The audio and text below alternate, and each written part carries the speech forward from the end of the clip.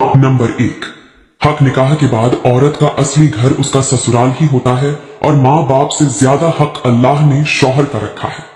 Number 2, सुकून बीवी को चाहिए कि अपने घर को शौहर के लिए सुकून की जगह बनाए।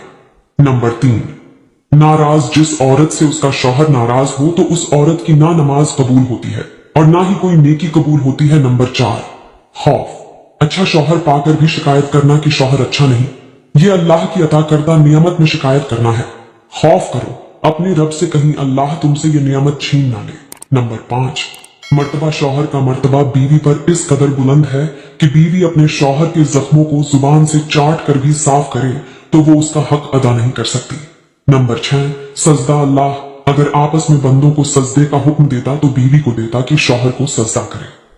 नंबर 7, इज्जत जैसे तुम इज्जत का मुतालबा करती हो वैसी इज्जत और मोहब्बत अपने शौहर को भी दो जिसके वो शरई तौर पर ज्यादा हकदार है।